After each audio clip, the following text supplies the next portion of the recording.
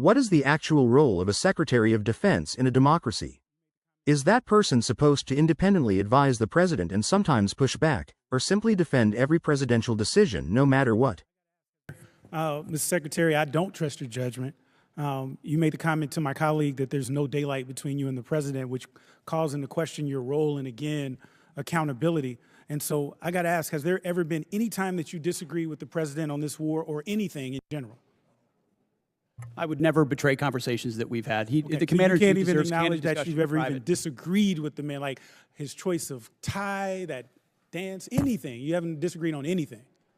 I've never relayed the discussions I have with the commander-in-chief. Okay, because it seems to me that rather than being Trump's Secretary of Defense, that sounds like you're just being Trump's secretary. And we need someone who's going to be there that is actually advising, that is also pushing back when necessary and serving the country as opposed to the president. So you said you've never called him out privately or publicly, because we know that hasn't done.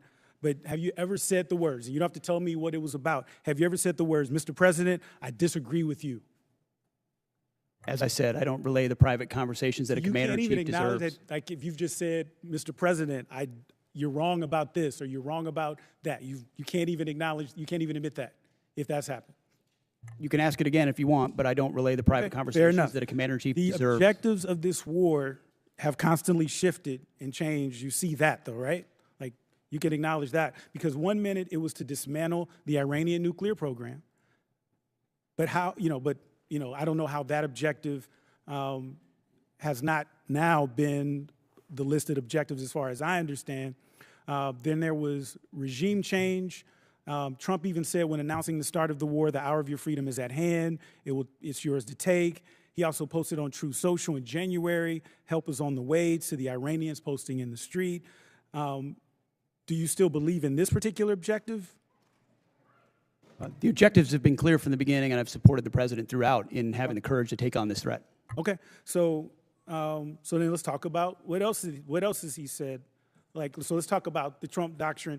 So on November 6th, the president said he was all about ending wars, not starting new ones. Yet in the so-called doctrine, the conflict has not answered why we're in the war. The objectives have changed. We're not sure about the exit strategy. This, to me, is the definition of open-ended or forever war. And you cannot claim to end forever wars while engaging in one. And then here's the one that really gets me. So I'll know when it's over when I feel it in my bones. So, Mr. Secretary, war decisions should be based on defined military objectives. You agree with that statement, correct? It's the commander-in-chief makes the call on behalf of the American people when our objectives are completed. There should be clearly defined military objectives. That's safe to say? Ultimately, the commander-in-chief makes the decision about when our objectives are achieved. Okay, because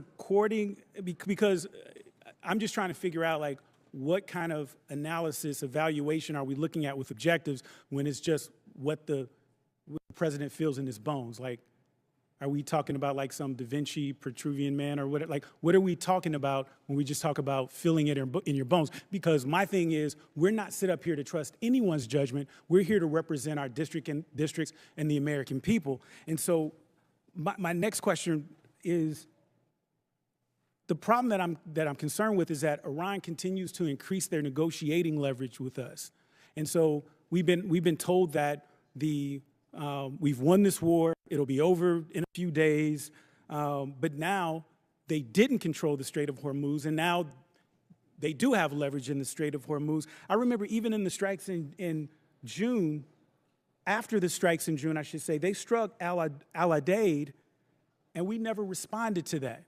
As a matter of fact, Trump even said he knew that strike was coming and he allowed it. Do you agree with that?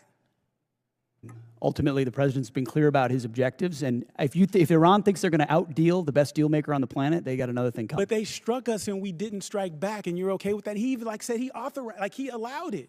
He said that, and you're okay with that? The president has done many bold things for this country to ensure Iran never has a nuclear weapon. Okay, well, allowing another country to attack us, isn't that treason? Allowing Iran to get a nuclear weapon. Time's expired. That's the issue Bell kept driving toward repeatedly.